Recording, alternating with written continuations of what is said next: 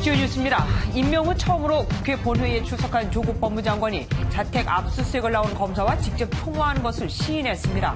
검찰은 조 장관이 통화에서 신속한 압수수색 진행을 여러 번 요청했다며 부적절했다고 밝혔습니다. 조 장관의 시인 직후 자유한국당은 긴급 의총을 열고 조 장관에 대한 탄핵을 추진하기로 했습니다. 바른미래당도 문 대통령이 끝까지 조 장관의 해임을 거부한다면 조 장관을 탄핵할 수밖에 없다고 밝혔습니다. 경찰이 전 남편을 살해한 혐의를 받는 고유정이 의붓 아들까지 살해했다고 잠정 결론을 내렸습니다. 하지만 아직 정황 증거만 있을 뿐이라 법정 공방이 예상됩니다.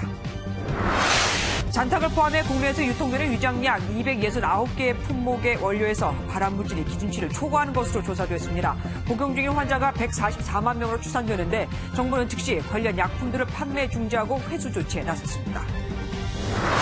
국내에서 7번째 아프리카 돼지열병 확진 판정이 나오면서 방역에 대한 의구심이 커지고 있습니다. 전문가들은 방역당국이 돼지 분뇨가 도로 위에 뿌려지는 문제를 간과하고 있다고 지적했습니다. 대한예수교 장로회 예장의 통합교단이 명성교회 부자 목사의 목회직 세습을 사실상 인정해 논란이 일고 있습니다. 교단은 김삼환 명성교회 몰로 목사의 아들 김하나 목사가 2021년부터 위임 목사직을 맡을 수 있다고 판단했습니다.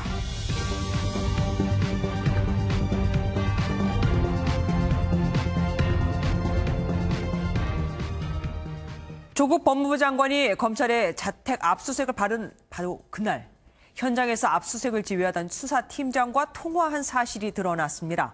야당은 명백한 수사 외압이라고 주장했고 조 장관은 통화를 하며 아내를 배려해주라고는 했지만 수사 개입은 아니라고 반박했습니다. 선한빛 기자입니다.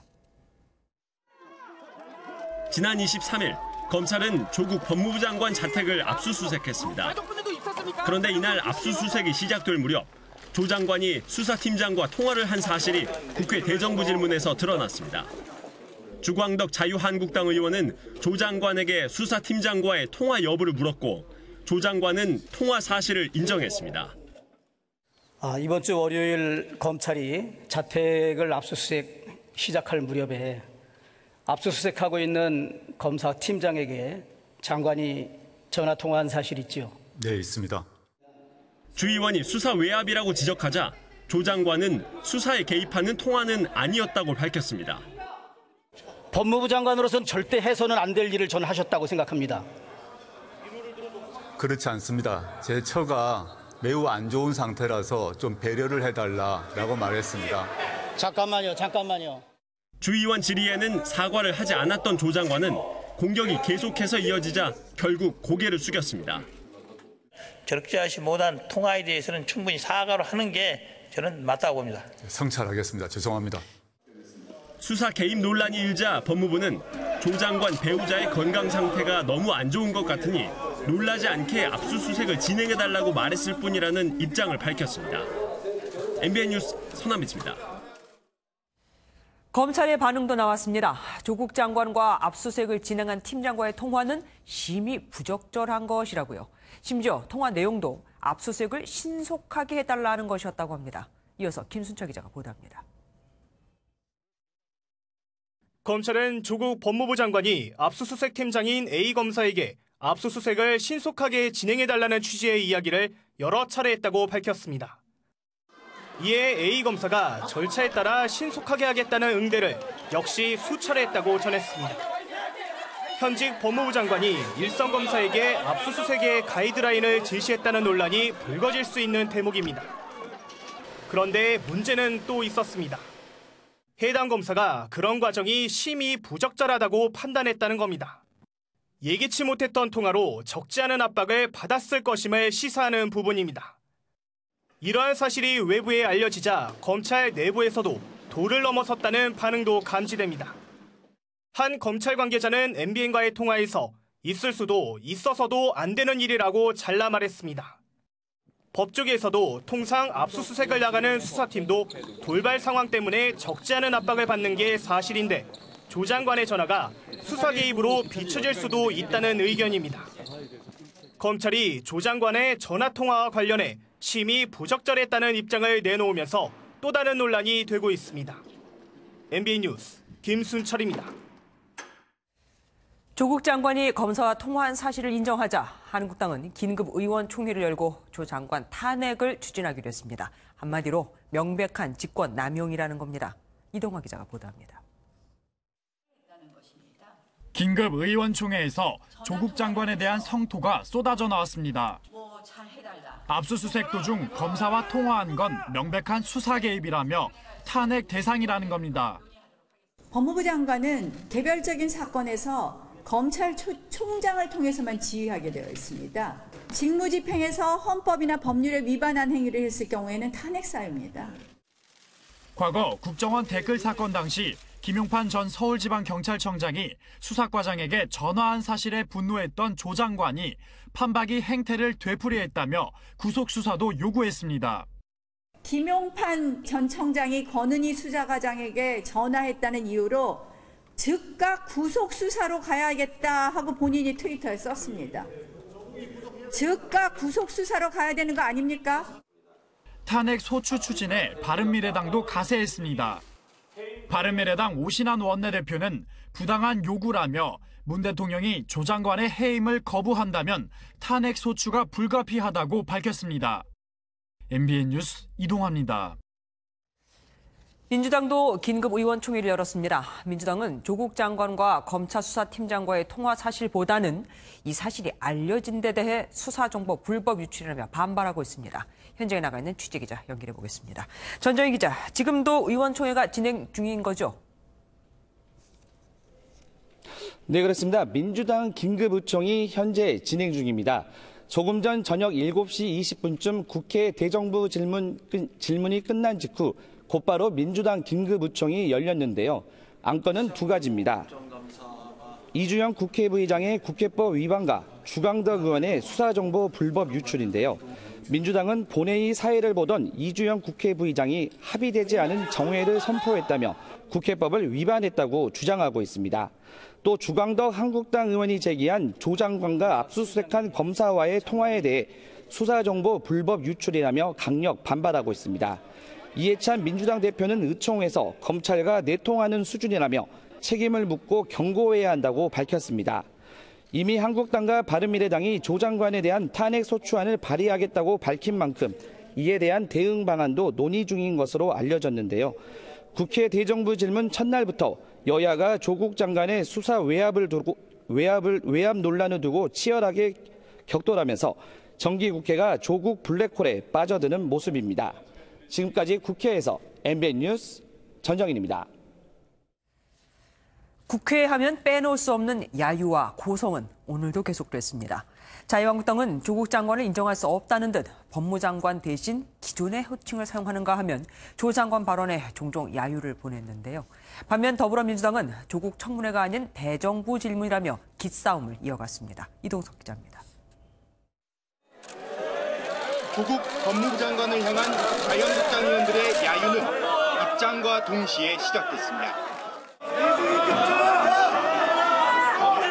조 장관의 발언이 시작되자 한국당 의원들은 결국 등을 돌렸고 질의 과정에서 장관 호칭마저 생략했습니다. 법무부를 대표해서 나와주시기 바랍니다. 전 직함인 청와대 민정수석 호칭을 사용하기도 합니다. 조국 전 민정수석님께서는 그 무슨 염치로 이 국무위원석에 앉아 계십니까? 뻔뻔하십니다. 더불어민주당 의원들은 대정부 질문이 아닌 2차 조국 청문회에 반발하며 옹호에 나섰지만 기승전 조국입니다. 일본어 수출 규제로 인해 큰 어려움을 겪고 있는 기업들, 취업 문제로 어려움을 겪고 있는 청년들, 아프리카 돼지열병으로 고통을 겪고 계신 축산농민들 해결해야 할 민생 문제들이 쌓여 있습니다. 한국당은 개의치 않았습니다. MBN 뉴스 이동석입니다. 검찰이 조국 법무부 장관의 동생과 동생의 전처를 소환해 조사하고 있습니다. 두 사람 다 운동학원과의 소송에서 법정 다툼 없이 이겨 100억 원대의 채권을 갖고 있습니다. 서울중앙지검의 취재기자 나가 있습니다. 임성재 기자, 검찰이 운동학원 위장 소송 의혹의 두 당사자를 동시에 부른 거네요? 네, 조국 법무부 장관의 동생과 그의 전처가 피고발인 신분으로 오늘 오전 검찰에 소환됐습니다. 두 사람이 검찰에 소환된 건 이번이 처음입니다. 우선 검찰은 동생 조 씨와 그의 전처를 상대로 지난 2006년과 2017년 웅동학원을 상대로 공사대금 채권 소송을 제기한 과정을 캐묻고 있습니다. 두 사람은 두 차례 채권 소송에서 모두 승소해 100억 원대 채권을 들고 있는 것으로 알려졌는데요. 당시 웅동학원은 변론을 포기한 채 패소해 조 장관 일가가 위장소송으로 재단 돈을 빼내려고 한 것이 아니냐는 의혹이 제기됐습니다. 뿐만 아니라 검찰은 조 씨가 지난 웅동학원 테니스장 공사 등 공사대금 채권 일부가 허위일 가능성도 들여다보고 있습니다. 현재 이 두 사람은 위장 이혼과 부동산 위장 거래 의혹도 받고 있습니다. 그런데 조국 장관의 집 PC에서 관련 문건이 나왔다면서요? 그동안 조 장관은 웅동학원 소송에는 관여하지 않았고 내용도 거의 모른다고 주장해왔습니다. 먼저 지난 6일 인사청문회에서 캠코와 웅동학원 간 소송에 대한 질문에 조 장관이 답한 내용을 들어보겠습니다. 상세히는 모르고 이번 과정에 검증 과정에서 저희가 확인을 했습니다. 그 당시는 거의 기억이 참여하지 않았기 때문에 모르고요. 하지만 검찰이 확보한 조 장관의 컴퓨터 하드에서 웅동학원 소송 문건이 발견된 것으로 전해졌습니다.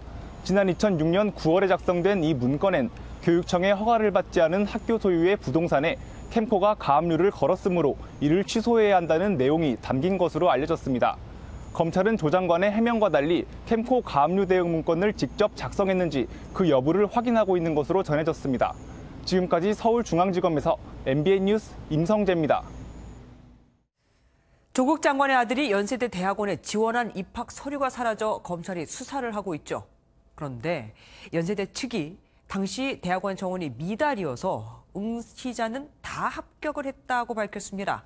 그러니 일부러 잃어버린 게 아니라 사실상 관리 소홀로 분실했을 가능성이 크다는 겁니다. 박자은 기자가 단독 보도합니다. 지난 23일 검찰은 무려 9시간 동안 연세대 정치외교학과 사무실을 압수수색했지만 조국 장관 아들 조모 씨의 개별 점수표가 사라진 경위는 밝혀내지 못했습니다.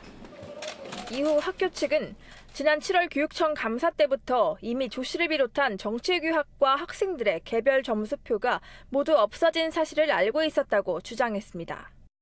개별 점수표에는 입학사정관이 학생별로 매긴 서류평가와 면접평가 점수가 포함됩니다.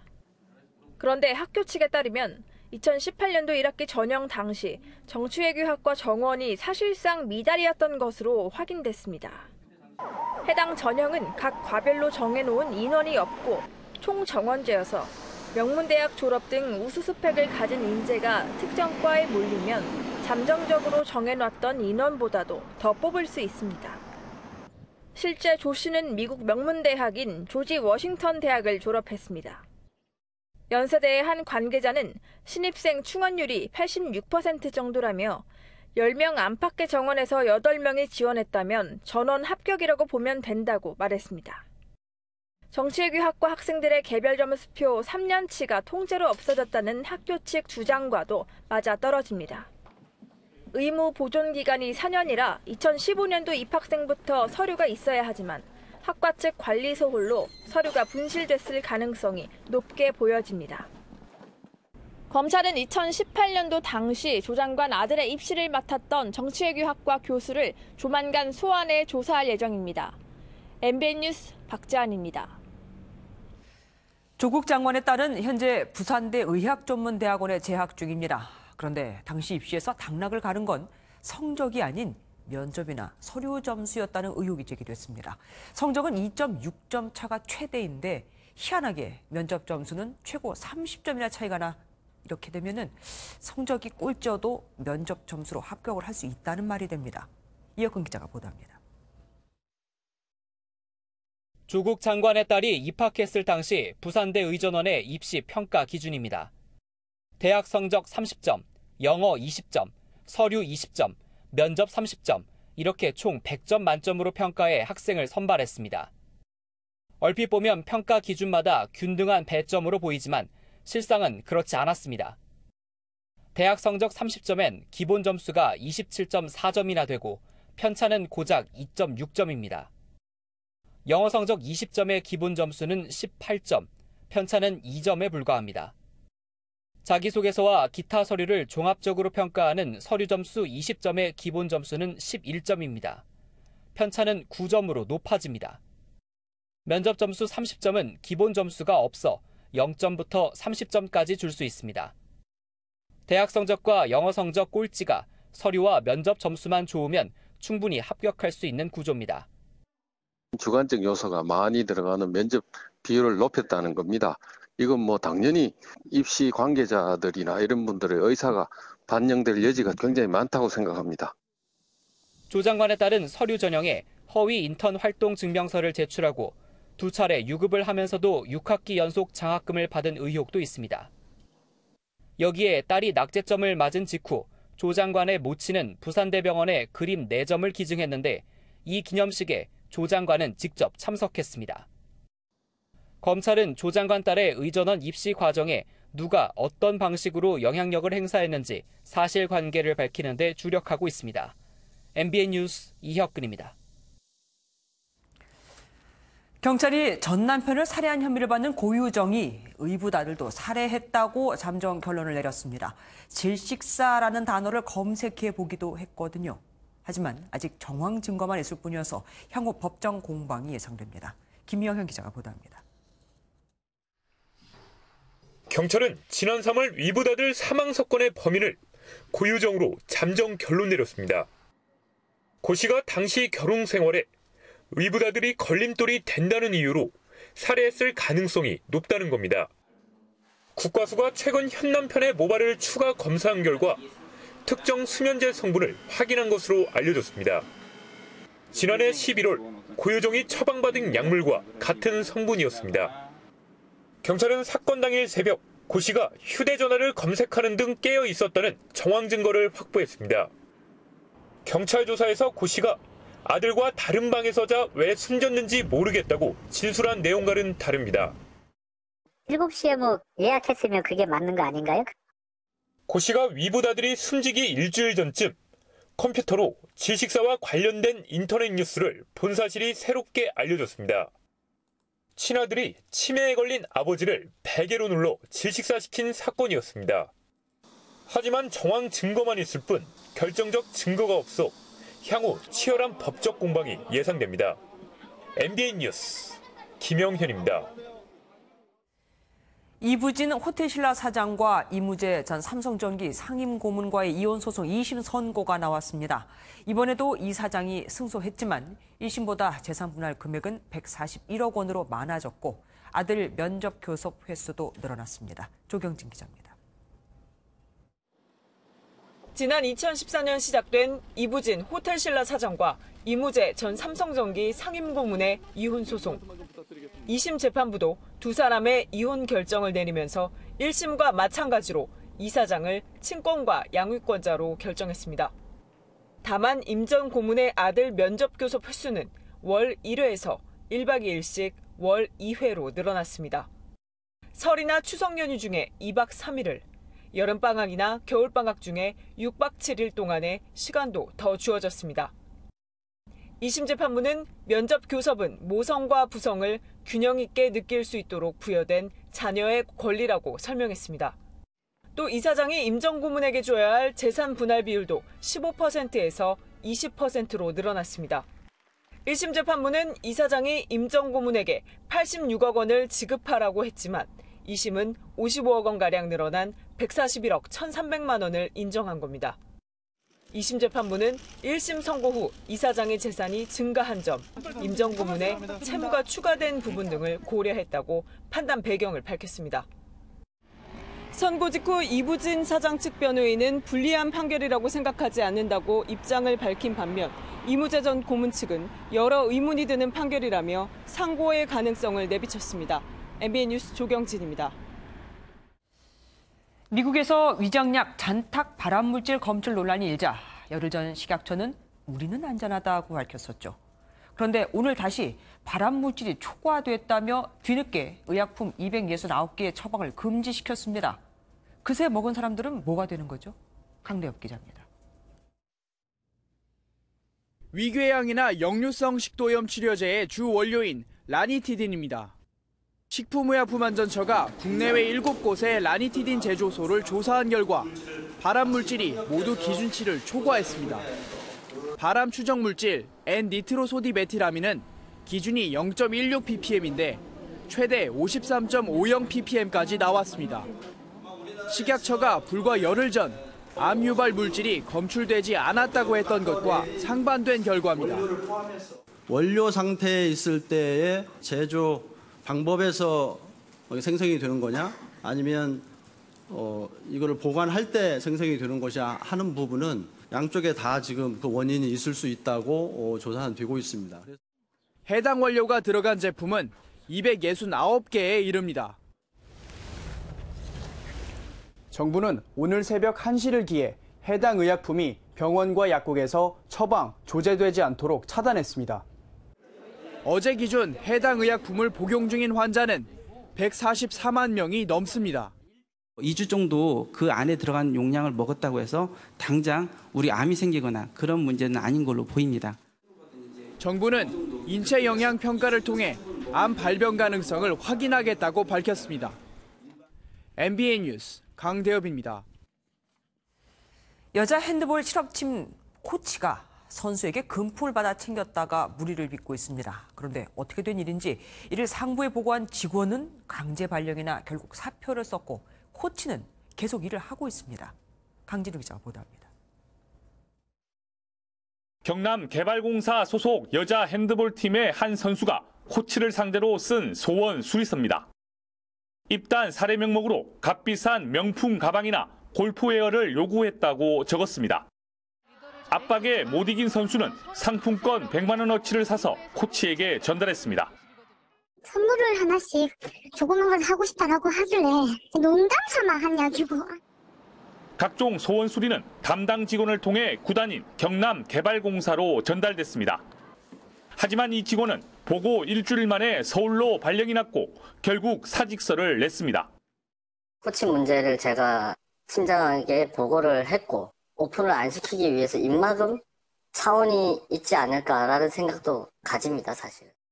경남개발공사는 문제 발생 한 달이 다 됐는데도 아무 조치를 취하지 않고 있습니다. 감사실이 아닌 해당 부서장에게 상황 파악만 지시한 게 전부입니다. 이제 그 사실 내용이 진위가 맞는 건지 아닌지 이제 전체 한 파악을 해보고 또 업무할 수도 있으니까 부장이 직접 한번 해보고 빨리 정리를 해라 이렇게 되는 부장인데. 이미 채용 비리 혐의로 8명의 전현직 임원이 불구속 기소된 경남개발공사가 내부 비리 청산에는 소극적이라는 비판을 사고 있습니다. MBN 뉴스 강진우입니다. 화성 연쇄 살인 사건을 수사하는 경찰이 연쇄 살인 전후에 벌어진 유사 사건도 조사하고 있습니다.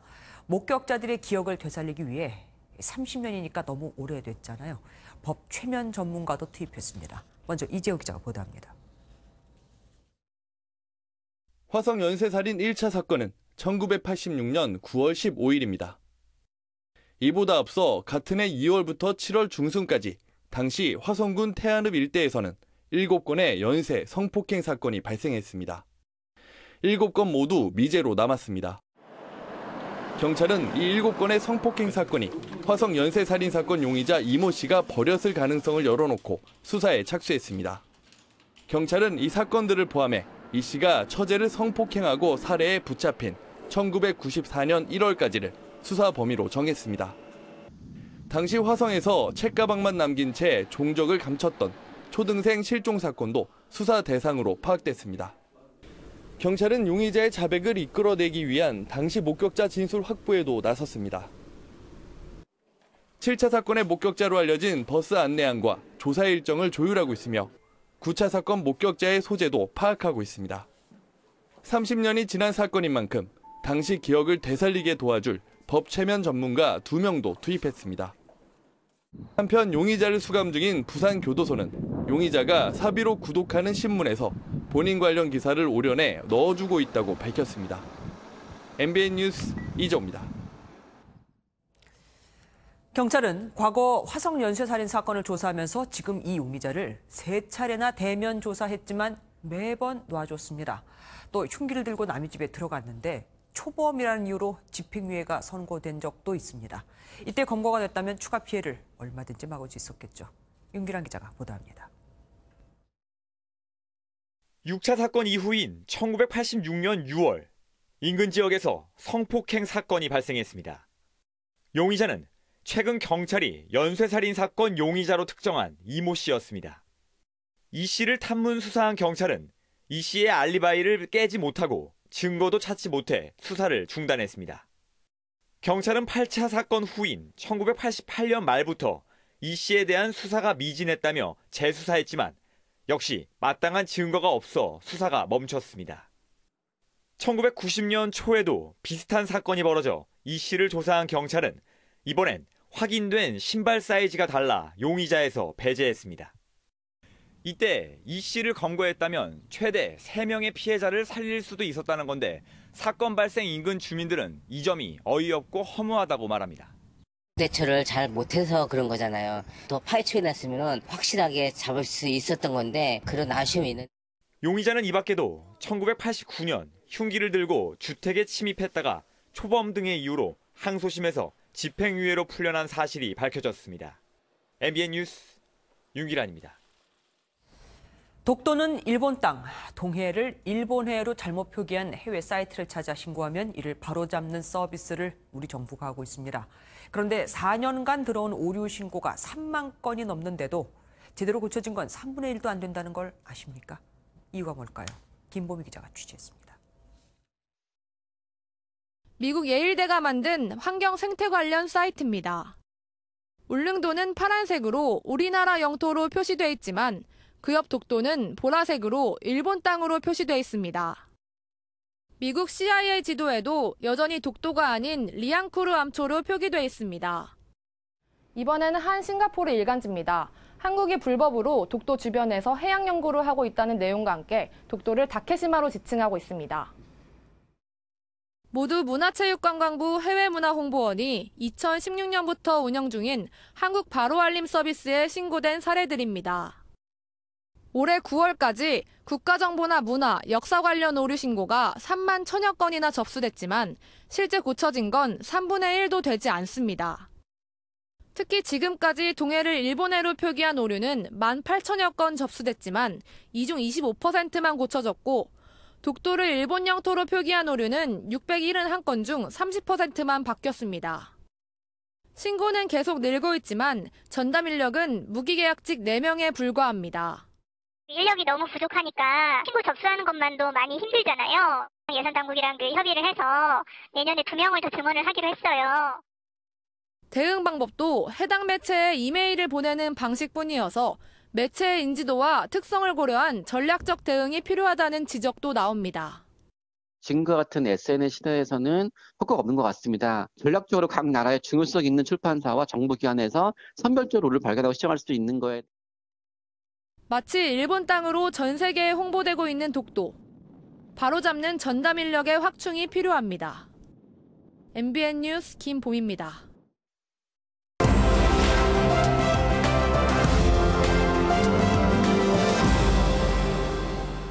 따끈따끈한 오늘의 키워드를 픽해보는 픽뉴스 시간입니다. 오늘은 이권일 기자와 함께합니다. 어서 오십시오. 오늘 첫 번째 픽은 뭡니까? 네, 오늘 첫 번째 픽은 바로 5분입니다. 시간 5분, 10분 네, 그렇습니다. 네. 네, 왜요? 5분은 바로 화재 진압의 골든타임이라고 합니다. 화재 신고가 났을 때 소방차가 화재 현장에 5분 안에 도착해야 효과적으로 불을 끌 수 있다고 합니다. 그런데 실제로 소방차가 5분 안에 도착하는지 알아본 60대 남성이 있습니다. 오늘 새벽 대구에서 발생한 사건인데요. 네. 소방차가 정말 제때 도착하는지 알아보려고 자기 집에 불을 지른 겁니다. 혼자 이렇게. 살고 있는 집에 이렇게 불을 질렀습니다. 실제로 집안이 다 타버렸어요. 네. 아니, 자기 집에 불을 질러가면서까지 확인을 했다. 네. 그래서 소방차가 얼마 만에 왔습니까? 6분입니다. 네. 이 남성이 119 상황실에 전화를 한 시간이 오늘 새벽 1시 37분이었습니다. 네. 내가 불을 지르려고 한다. 5분 이내 오는가 보자. 이렇게 말을 했다고 합니다. 전화를 끊고 출동 지령을 내린 지 6분 만에, 그러니까 새벽 1시 45분에 소방관이 현장에 도착했습니다. 예. 경찰도 도착해서 이 지역을 1시간 동안 수색해서 이 남성을 검거했습니다. 근데 소방차가 꼭 5분 안에 와야 된다는 그런 무슨 법령이나 규정이 있는 건 아니잖아요. 네, 그렇습니다. 그 5분이 출동 목표기는 한데 실제로 5분 도착이 쉽지는 않다고 합니다. 왜냐하면은 도로 사정이 좋지 않은 곳도 있고 또 소방관 인력도 한계가 있습니다. 그렇죠. 평균 출동 시간이 제일 빠른 곳이 부산인데 5분 30초 정도고요. 제일 느린 곳은 경북인데 11분 정도 걸립니다. 예, 안 그래도 바쁜 소방관들 정말 힘들었겠습니다. 네네. 뭐 아까 말씀 들어보니까 뭐 도망가 있었다라고 하는 거 보니까 자기 잘못을 알고 있기는 한가 봅니다. 네네. 뭐 처벌은 어떤 걸 받습니까? 경찰은 이 남성을 방화 혐의로 입건할 방침이라고 합니다. 이 법을 네. 보면은 사람이 사는 집에 불을 지르면은 무기 또는 3년 이상의 징역에 처한다고 나와 있습니다. 자기 집이라도? 네, 그렇습니다. 네. 집에 불을 지르면 그 불이 옆집으로 옮겨 붙을 수 있기 때문에 네. 무겁게 처벌을 합니다. 네. 또 방화 때문에 소방관들도 때 아닌 고생을 했습니다. 앞으로 경찰이 조사를 해봐야겠지만 위계에 의한 공무집행 방해가 될 가능성도 있습니다. 참 이럴 때는 신고를 받고 출동을 안 할 수도 없고 참 곤란하겠습니다.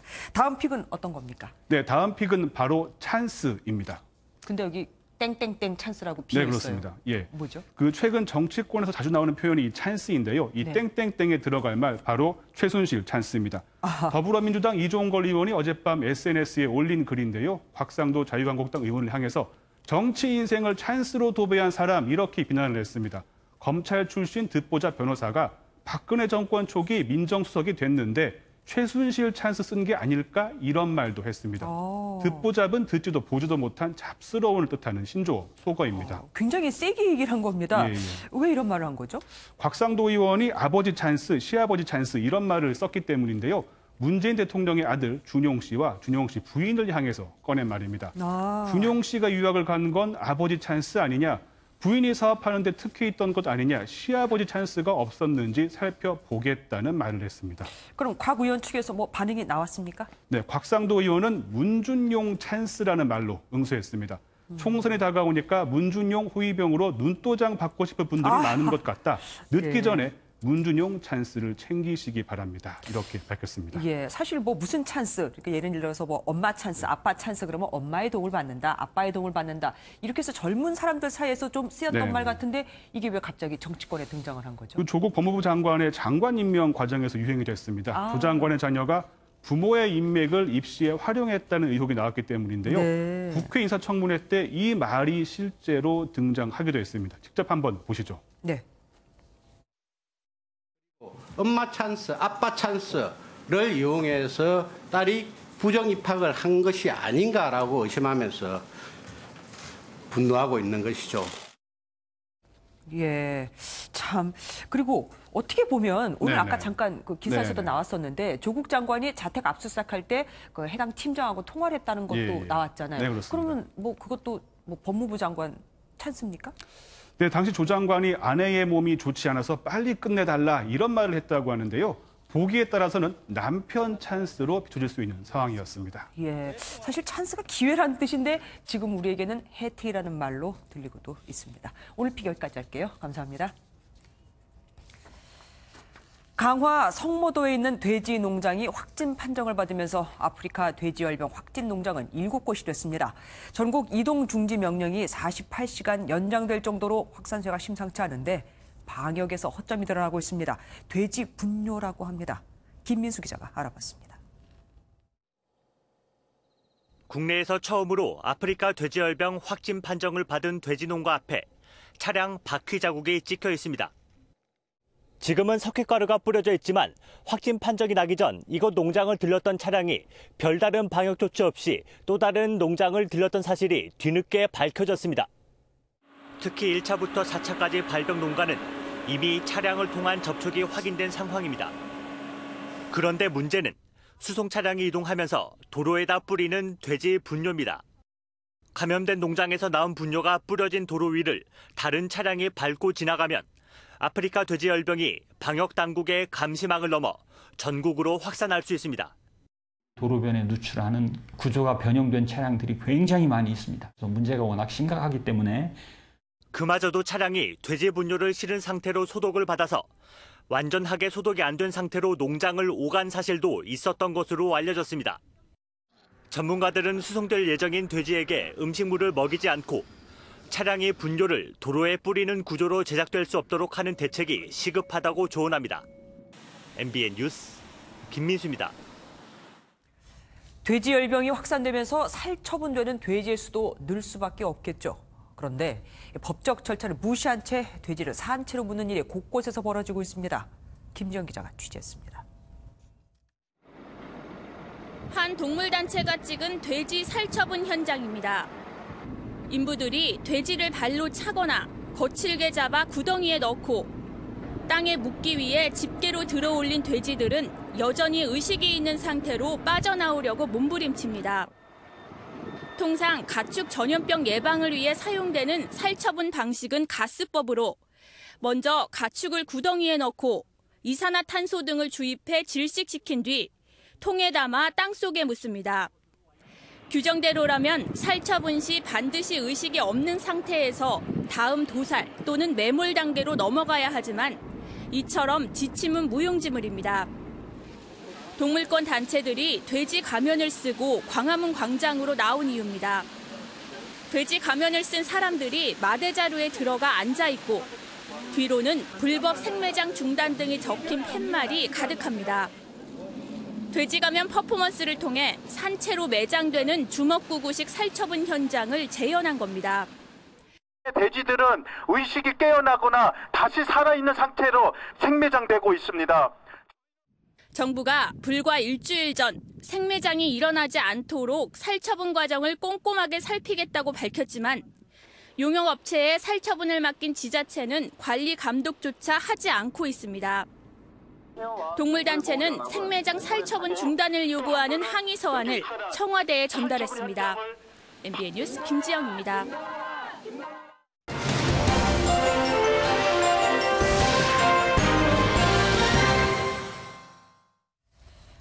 회의 중에 싸움을 해도 인터넷 검색 등 딴짓을 해도 심지어 졸아도 누구 하나 지적하질 않고 해외 출장을 핑계로 여행을 다녀도 그러다 가이드를 폭행하고 온갖 갑질을 해도 자리만 지킨다면 꼬박꼬박 월급을 받을 수 있는 이들이 있습니다. 혹 국회의원을 생각하신다면 거기도 할 말은 많지만 오늘은 지방의회 얘기를 해보려고 합니다. 지난해 정부가 지방의회 의원들의 의정비 인상폭 제한을 없앴습니다. 월급을 마음대로 올릴 수 있게 됐다는 얘기가 되죠. 해마다 때마다 문제를 일으켜 지방의회 무용론까지 불거지는 이 상황에 말입니다. 지방의회 의원들은 매달 의정활동비와 월정 수당을 받습니다.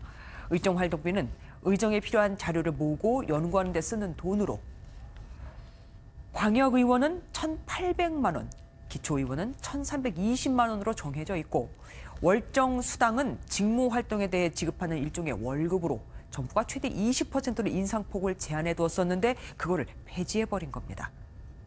마음대로 하라고 법까지 바꿔줬으니 눈치 볼 필요도 없겠죠. 올해 지방의회 243곳 중 90%가 넘는 220곳이 의정비를 대폭 올렸습니다. 인상률도 전년 대비 평균 2.5%로 2018년 1%에 비해서 배 이상이었죠.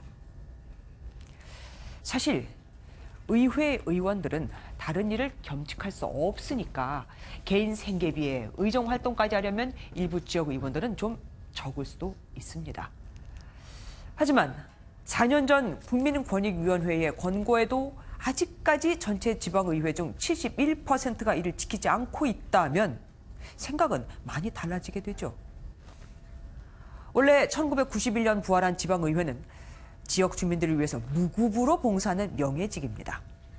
2006년부터 유급제가 되면서 의원들의 의정비 현실화 요구가 줄기차게 이어져 왔고 그래서 열심히 해봐라는 의미로 법을 개정한 건데 전국 지자체 재정 자립도는 평균 51.4%, 자립은커녕 중앙정부의 지원 없이는 운영되기도 힘든 정도에 주민들의 삶은 갈수록 팍팍해지는데 기다렸다는 듯 제 밥그릇부터 얼른 챙기니 과연 그만큼 일을 할 각오는 돼 있는지 묻고 싶습니다.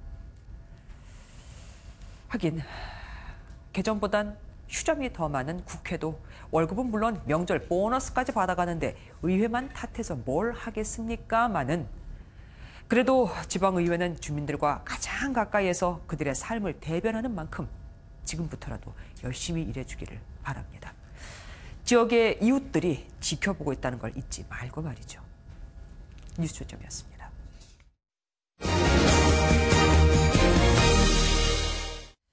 유엔 총회에 참석했던 문재인 대통령이 오늘 귀국했습니다. 문 대통령은 SNS에 나라다운 나라에 아직 도달하지 못한 것 같다며 개혁을 위해서는 변화의 몸살을 겪어야 한다고 썼습니다. 지금 조국 장관 사태를 개혁을 위한 몸살로 규정하는 것 같죠. 신동규 기자입니다. 문재인 대통령이 3박 5일간의 미국 순방을 마치고 오늘 오후 서울공항으로 귀국했습니다. 공항에는 이해찬 더불어민주당 대표와 청와대 참모진을 비롯해 해리 해리스 주한 미국 대사가 나와 대통령을 영접했습니다. 문 대통령은 해리스 대사와 잠시 대화를 나눈 뒤 도보로 이동하며 이해찬 대표와 심각한 표정으로 대화하기도 했습니다. 문 대통령은 귀국길 SNS를 통해 평화도 경제활력도 개혁도 변화의 몸살을 겪어내야 나아지는 방향으로 갈 수 있다며 나라다운 나라에 우리는 아직 도달하지 못했다고 밝혔습니다. 이 같은 발언은 북한 비핵화나 검찰개혁 등 문재인 정부 앞에 놓인 현안에 대해 보다 적극적인 자세로 추진하겠다는 의미로 풀이됩니다. 문 대통령은 또 비무장지대의 국제평화지대화 제안은 구테레시 유엔 사무총장을 비롯해 많은 호응을 받았다고 평가했습니다. MBN 뉴스 신동규입니다. 명성교회의 부자 세습이 사실상 허용됐습니다. 대한예수교 장로회 통합교단이 2021년부터 아들인 김하나 목사가 목사직을 맡을 수 있게 의결한 건데 북한도 아니고 당연히 논란이 일고 있습니다. 이동훈 기자입니다. 대한예수교 장로회 통합교단은 지난 23일부터 나흘간 경북 포항 기쁨의 교회에서 열린 제104회 정기총회에서 서울 명성교회와 관련한 수습안을 의결했습니다. 수습안 내용은 부자 세습은 교단 헌법을 위반해 무효라고 선언한 재판국 재심 판결을 수용하면서도 김하나 목사가 아버지 김사만 목사가 세운 교회에서 위임 목사직을 맡을 수 있다는 것입니다. 지난 2015년 김사만 목사가 정년 퇴임하면서 아들인 김하나 목사를 담임 목사로 정하면서 논란은 불거졌습니다. 2014년 명성교회가 경기도 하남에 새노래 명성교회를 세우고 김하나 목사를 담임 목사로 정한 지 얼마 되지 않아서였습니다. 특히 2017년 3월 명성교회가 김하나 목사를 위임 목사로 청빙하면서 새노래 명성교회 합병안까지 통과시키자 교계에서는 변칙세습이라는 비판이 나왔습니다. 교단 재판국은 지난해 8월 김하나 목사의 청빙이 적법하다고 판단했지만 한 달 뒤인 9월 교단 총회에서는 판결을 취소하고 재심으로 넘겼습니다. 재심을 맡은 교단 재판국은 지난달 초 김하나 목사의 청빙 결의를 무효로 했습니다. 김하나 목사의 청빙이 가능해졌다는 소식을 들은 명성교회 측은 신중히 말을 아끼는 분위기입니다. 어떤 일이 결과가 나왔다고 해서 일이 일비하는 거는 옳지 않다고 생각해요. 어떤 게 옳은지를 정립이 되는 대로 저희들의 입장문을 만들어서 기자님께 보내도록 하겠습니다. 교회 세습을 반대하는 단체들은 연대해 총회 결정에 대해 투쟁에 나서겠다며 강력하게 반발하고 있습니다. MBN 뉴스 이동훈입니다.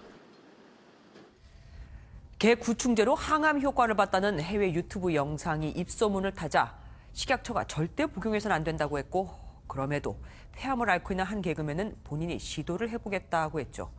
그런데 지난해 국내 연구진이 사람 구충제에 항암 효과가 있다는 논문을 낸 사실이 뒤늦게 알려졌습니다. 개 구충제가 아니라 사람용이지만 어쨌든 치료 가능성을 열어놓고 연구하자는 게 이 논문의 요지입니다. 이혁준 기자입니다. 남정석 광주과학기술원 생명과학부 교수 연구팀이 지난해 11월 미국 암학회에 학술지에 실은 논문입니다. 해외에서 사람용 구충제로 쓰는 니클로사마이드 성분의 항암 작용을 담고 있습니다. 연구팀은 니클로사마이드가 암세포의 뿌리인 암 줄기세포의 형성과 증식을 억제하는 효과를 검증했다고 밝혔습니다. 동물을 대상으로 한 실험 결과였습니다. 암줄기세포는 이제 윈트 시그널링이 굉장히 높거든요. 그걸 표적 치료를 하면서 그 중에서도 암줄기세포에만 특이적으로 있는 유전자가 있어요.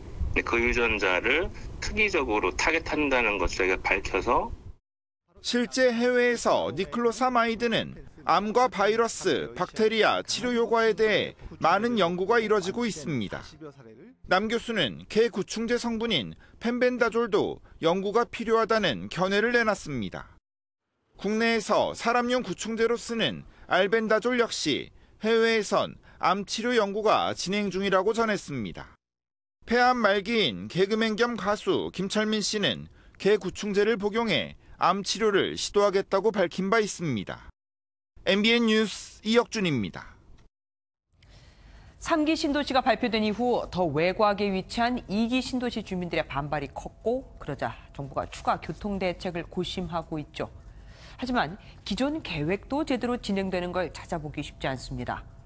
위례 신도시의 위례 신사선만 해도 11년 전부터 추진됐지만 지금에서야 사업자를 찾고 있거든요. 인천 송도 신도시 교통대책인 GTX-B도 간신히 예비 타당성 조사를 통과했지만 개통은 일러야 2028년입니다. 화성 동탄 2신도시 역시 SRT가 그나마 예정대로 생겼을 뿐 인덕원선이나 트램 등 애초 약속한 교통대책 상당수는 늦어지고 있죠. 이런 가운데 정말 우여곡절 끝에 김포 한강 신도시에서 서울로 가는 도시철도가 모레 개통합니다. 미분양의 무덤이라는 오랜 악명을 떨쳐낼 수 있을까요? 정준 기자가 취재했습니다. 황금 들녘을 상징하는 금빛 전철이 승강장에 미끄러져 들어옵니다. 개통을 앞두고 막바지 시험 운행 중입니다. 직접 타봤습니다. 최고 시속 75km로 내달려 종점인 김포 양촌역에서 서울 김포공항역까지 32분 만에 주파합니다. 김포 도시철도는 이렇게 2량짜리 경전철인데요. 평소 6분대, 출퇴근 시간엔 3분대 간격으로 운행해 하루 9만 명을 실어 나를 수 있습니다. 12년 전인 2007년 광역교통 개선 대책으로 확정됐지만 첫 삽을 뜨는 데까지는 무려 7년이 걸렸고 차량 떨림 문제로 2차례나 개통이 연기되는 우여곡절도 겪었습니다. 전철 하나만 믿고 2기 한강 신도시로 온 주민들의 체증이 뚫리는데 10년이 걸린 셈입니다. 좀 약간 치일필 미뤄지는 경향이 없지 않아 있었어가지고 된다 그러다가 안 된다 그런다고 해요. 이게 많았잖아요. 역세권 신축 아파트를 중심으로 가격 상승 기대감도 나오지만 섣부른 투자는 금물입니다. 그 철도 개통 호재에 대한 부분은 이미 가격에 많이 반영되어 있기 때문에 투자보다는 실수요자 입장에서 접근하는 것이 유리하다고 생각합니다. 일각에선 40여만 명인 김포시의 수요를 2량짜리 전철로 해결하기엔 역부족이란 우려도 나옵니다. MBN 뉴스 정주영입니다. 최근 여성 창업 기업의 수는 엄청나게 늘었습니다. 미국은 2017년에서 2018년 사이 하루 1,800개 꼴로 만들어지고 있다고 하거든요. 이번 세계 지식 포럼에는 세계적인 브랜드를 이끄는 여성 기업가들이 참석해 성공의 비결을 공유했습니다. 민지숙 기자입니다. 세계적인 향수 브랜드 조말론, 태국 토종 5성급 호텔 브랜드 두지타니, 베트남 대표 우유 기업 TH그룹에는 공통점이 하나 있습니다. 세 기업 모두 여성 사업가가 처음 세운 회사입니다. 세계 지식 포럼을 찾은 여성 기업인들은 성공 비결을 가까운 사람과의 관계와 공존에서 찾았습니다. Thực sự là có rất là lợi thế trong kinh doanh của ngành thực phẩm. Vì mình bản chất của mình là người vợ, là người mẹ, là người đã mang lại cái bếp ăn cho gia đình mình. 향수 제국을 세운 조말론 역시 여성으로서 느끼는 유리천장도 사람과의 관계로 극복할 수 있다고 답했습니다. You need to be interesting and interested in the person you're talking to. You will always break through and form a friendship. 뛰어난 리더 한 사람의 능력이 아닌 협업과 공존을 동력으로 성공할 수 있었다는 조언도 나왔습니다. If you want to go far, you need to work with the strategic partner. Collaboration is also to ensure that we can be coexist. 관계와 협력의 힘으로 세계적인 브랜드를 만든 여성 창업가들의 성공 스토리는 여성 창업 비율이 낮은 우리에게 많은 영감을 주었습니다. MBN 뉴스 민지숙입니다. 프로야구가 정규 시즌 폐막을 5일 앞두고도 상위권 순위가 가려지지 않는 역대급 레이스를 펼치고 있는데요. 아이러니하게도 우승의 열쇠는 하위권 삼성과 한화가 쥐고 있습니다. 김동환 기자입니다. 1위 SK는 에이스 김광현의 역투와 정윤의 홈런 한 방을 앞세워 6연패를 끊었습니다. 하지만 2위 두산도 대승을 거둬 한 경기차 추격을 계속했습니다. 경기가 없었던 키움은 2경기차 3위. 오늘 경기 포함 두산과 SK는 4경기씩, 키움은 2경기를 남겨뒀습니다. SK가 4경기 모두 이기면 자력 우승이지만 한 경기라도 지면 두산에게 기회가 넘어갑니다. 상대 전적에서 두산이 앞서기 때문에 동률일 경우 두산이 1위가 되는 겁니다. 만약 SK가 1승 3패, 두산이 2승 2패를 하면 키움이 우승할 수도 있습니다.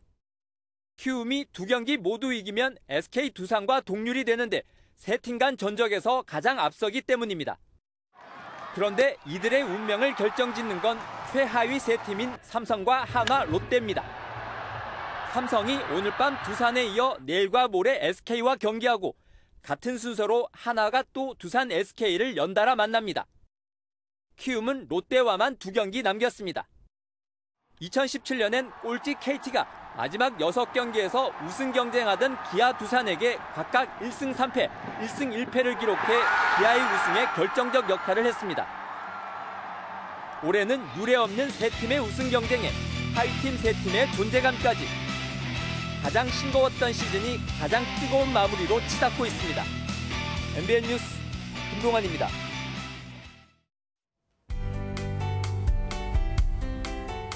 오늘 낮 동안 덥다고 느끼신 분들 많으시죠? 오늘 서울의 한낮 기온은 29도까지 오르면서 예년보다 5도가량 높아 늦더위가 이어졌습니다. 내일은 하늘이 흐려지겠고 낮 기온도 오늘보다 내려가는 곳이 많겠습니다. 내일 서울의 한낮 기온은 26도로 오늘보다 3도가량 낮겠고 남부지방도 가을비가 내리면서 밀양 25도 등으로 오늘보다 기온이 조금 내려가겠습니다. 비는 모레까지 경남 남해안과 제주에는 20에서 60mm로 꽤 많은 비가 내리겠습니다. 그 밖에 남부지방에서는 5에서 40mm가량이 예상되는데요. 충청 남부와 강원 남부 지역에서는 내일 오후 한때 빗방울이 떨어지는 곳도 있겠습니다. 우리나라 남쪽으로 기압골이 지나면서 내일 새벽 제주와 남해안부터 비가 내리기 시작하겠습니다. 내일 아침 기온 오늘과 비슷하겠습니다. 서울의 경우 18도가 예상되고 춘천과 대전은 17도를 가리키겠습니다. 비는 내일 오전 전남과 경남, 오후에는 그 밖에 남부지방으로까지 확대되겠습니다. 곳에 따라서는 천둥과 번개가 동반될 수도 있겠습니다. 동해안 지역 강릉과 포항의 낮 최고 기온은 24도에 머물겠습니다. 모레에도 전남과 영남 지역 그리고 제주에 가끔 비가 내릴 전망입니다. 날씨였습니다. MBN이 선정한 이 한 장의 사진입니다. 엘리자베스 메이 캐나다 녹색당 대표가 일회용 종이컵을 들고 있는 사진이 플라스틱 텀블러를 들고 있는 것으로 둔갑을 했습니다. 녹색당 대표가 일회용품을 쓴다는 게 찔렸는지 당 직원이 사진을 조작한 겁니다. 결국 이게 알려지자 메이 대표는 자신은 조작된 걸 몰랐고 자신이 썼던 종이컵도 자연분해가 되는 친환경 제품이기 때문에 굳이 조작할 필요가 없었다고 둘러댔습니다. 조작으로는 결국 득보다 실이 많다는 걸 우리는 언제쯤 알게 될까요? MBN 종합뉴스 여기서 마치겠습니다. 함께해 주신 여러분 고맙습니다.